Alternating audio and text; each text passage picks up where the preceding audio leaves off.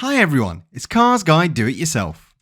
Today we're going to show you how to perform a complete engine oil service, including the replacement of all the filters, on this 2014 NISSAN Qashqai J10 with the 2.0 petrol engine. Curious how to do it? Well, stay with us to find out.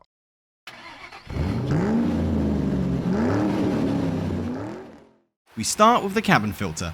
In left-hand drive vehicles, it's located on the driver's side, just behind this plastic trim panel next to the accelerator pedal.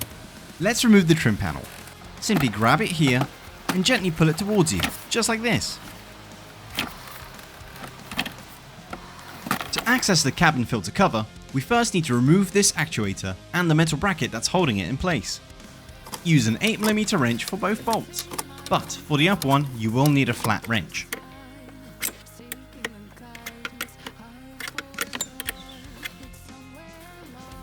Remove the actuator and disconnect the electrical connector. Great!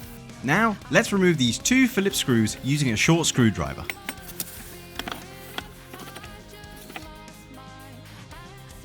Carefully pry up the bottom of the cover and voila!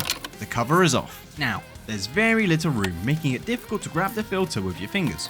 So it's worth using something like a small bent hook that looks similar to this.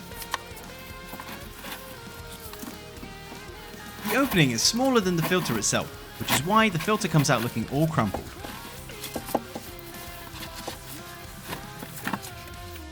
Before installing the new air filter, pay attention to the airflow direction. Alright, time for installation. As mentioned before, the opening is smaller than the filter itself, so gently compress it while sliding it into place. Don't worry, it will straighten out once it's inside. So, let's get to it.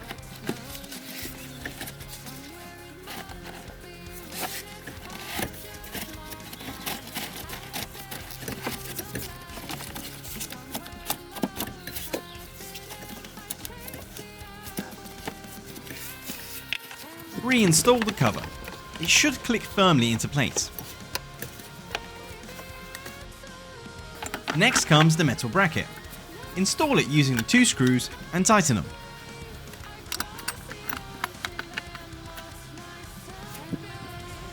And now for the actuator. First, engage it with the flap that it operates. Then, align it with the metal bracket. Just don't forget to reconnect the electrical connector. All that's left is to tighten the two mounting screws. Nice. Now, reinstall the trim panel and press the clips back into place.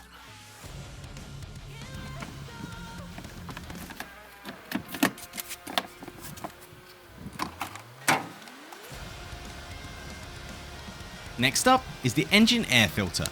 It's located inside this housing and is secured with these clips. We release the clips and pull out the filter tray.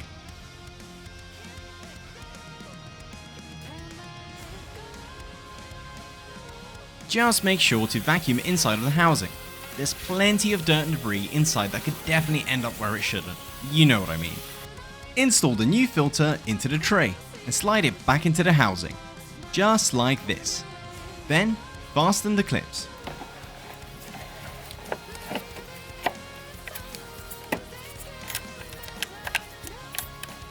Time for the oil. The vehicle sits fairly high but not quite high enough to comfortably drain the oil, so we'll use a pair of car ramps for convenience. The lower engine cover reaches about halfway under the engine, and just behind it you'll find the drain plug. Remove the drain plug and, of course, don't forget to place an empty drain pan underneath.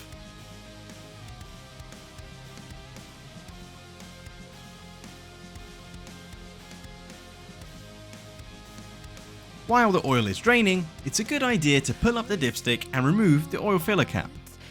Now, let's move on to the oil filter. We have pretty good access from above. It's located at the front of the engine, behind the alternator and the starter motor. Place a clean rag or some paper towels underneath it because some oil will definitely spill out. Doing this carefully now means less cleaning later. Loosen the filter using an adjustable oil filter wrench or a strap wrench. Once it's loose, the rest can be removed by hand.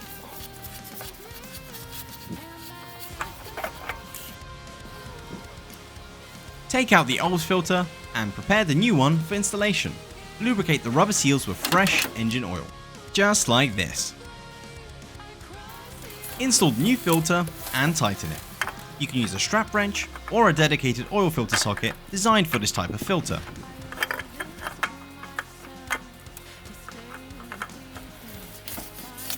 Once everything's done, clean off any old oil using brake cleaner. And that's it. Now reinstall the drain plug. Here we have a new sealing washer. So we tighten it to the correct torque spec. Excellent. Time for some fresh oil. Fill up the engine while checking the oil level on the dipstick every now and then. After starting the engine, check the level once again and top it up if necessary. Now we'll show you how to reset the oil service reminder on a NISSAN Qashqai J10. First, turn the ignition on.